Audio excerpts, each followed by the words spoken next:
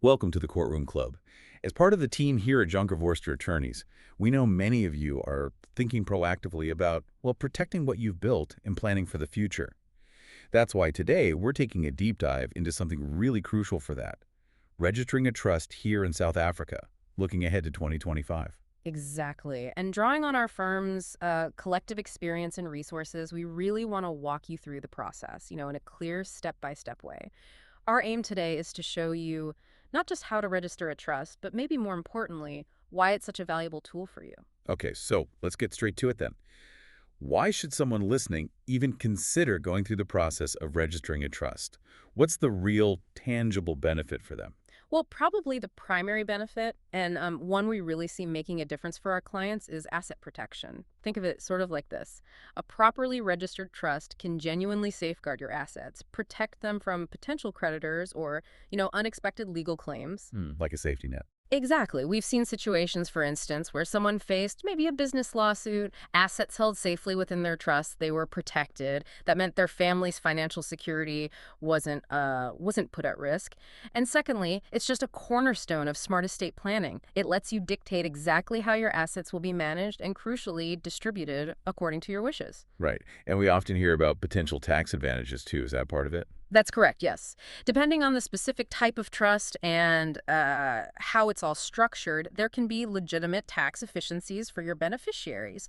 But maybe the most fundamental advantage, really, is that registration creates a separate legal entity for your A assets. separate entity. Yeah, it's like creating a distinct legal box for those assets. It provides this layer of insulation and ensures continuity, regardless of what might change in your personal circumstances down the line. Okay, that makes a lot of sense.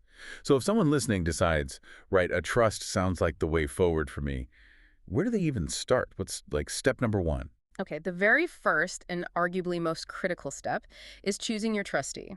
Or trustees, you might have more than one. This is a decision that requires really careful thought.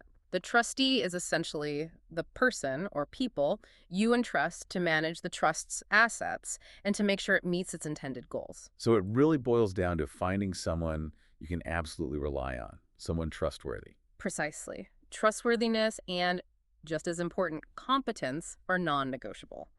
We also strongly advise our clients generally to appoint at least one independent trustee. An independent one. Why is that? Well, it brings an objective perspective to the trust's management. It helps ensure decisions are genuinely made in the best interest of all the beneficiaries, avoids any potential conflicts of interest, and you also need to consider, does this potential trustee actually have the necessary skills, the understanding to properly fulfill their fiduciary duties? Fiduciary duties. That means acting in the trust's best interest. Exact. Acting in the best interests of the trust and its beneficiaries with the utmost good faith and diligence. It's a serious responsibility. Okay, huge decision then. The Yeah. trustee. So once you've hopefully found the right person or people for that role, what's the next thing on the list? Step two is choosing a name for your trust. Now, this might seem like a small thing, but there are a couple of key points. The name should ideally give some clue about the trust's purpose, and this is a legal requirement. It must end with the word trust. Ah, okay. Like the Smith Family Trust or something similar. Exactly like that. And you also just need to make sure the name you pick complies with all the legal requirements. It shouldn't be misleading in any way. Got it. Name chosen. Simple enough. Now, step three. This sounds like where it gets really legal. Drafting the trust deed. You've absolutely hit the nail on the head there. The trust deed is, well, it's the absolute bedrock of the trust, the foundation. It's the core legal document that spells out everything. Yeah. The trust's purpose, the rules it operates under, the specific roles, the responsibilities, trustees, beneficiaries, all of it. Think of it almost as the constitution for this little financial entity you're creating. Okay, Constitution. That definitely sounds like something you wouldn't just, jot down yourself over coffee. Absolutely not. The trust deed has to be incredibly detailed. And crucially, it must fully comply with South Africa's Trust Property Control Act. It is so vital to have this professionally drafted by an experienced attorney like the team here at Jonker Vorster Attorneys. Honestly, trying to save a bit of money by doing it yourself or using a template, it can lead to really significant and often very costly problems down the line. You really don't want that. Makes perfect sense. Avoid the DIY route on this one. So the trust deed outlines who the beneficiaries are, too, the people who will actually benefit. How do you go about formally appointing them? That's step four, right? Yes. Step 4. Appointing beneficiaries. The trust deed needs to clearly identify who these individuals are, or they could even be entities, like a charity, and it needs to precisely define their rights. What are they entitled to receive from the trust's assets? When? Under what conditions? It's also smart to think ahead. Might you want the flexibility to, say, add beneficiaries later or change things? If so, the trust deed should be drafted carefully to allow for that possibility if appropriate for your situation. Okay, so flexibility can be built in. Good to know. So recap. We've got trustees chosen, the name picked out, the crucial trust deed drafted, and the beneficiaries are all defined. What's the next step in making this whole thing official, getting it registered? Exactly. Now we move to step 5. The formal registration of the trust with the Master of the High Court.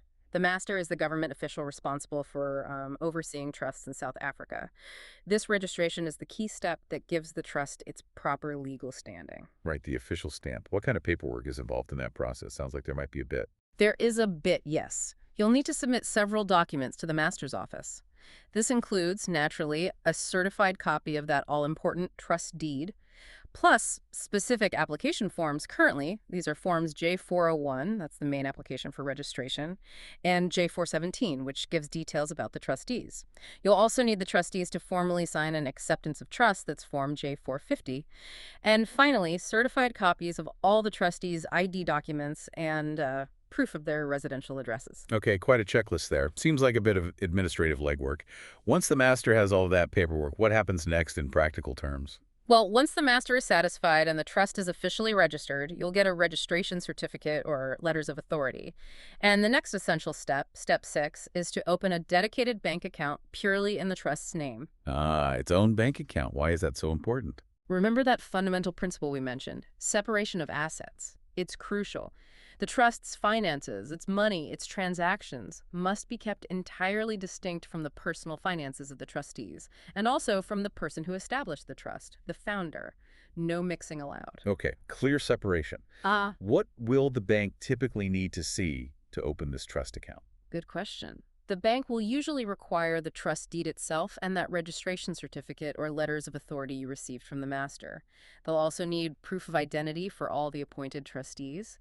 And, importantly, the trust's own tax reference number. Oh, right. So the trust needs its own tax number from SARS as well. Yes, that's another step. You'll need to register the trust with South African Revenue Service, SARS, to get that tax number before the bank account can usually be finalized. It all links together. Got it. Tax number, bank account set up. Now, how do the actual assets, the property, the investments, the cash, how do they actually get into the trust? Step 7. That's step 7, yes. Transferring the assets.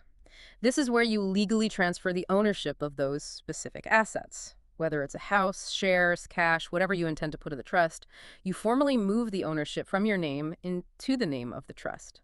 This formal transfer is what legally cements that clear separation we talked about between your personal assets and those now held by the trust. And I'm guessing there's documentation involved in transferring ownership too, especially for things like property. Absolutely. Depending on the asset, there are specific legal processes. For property, it involves conveyancing attorneys.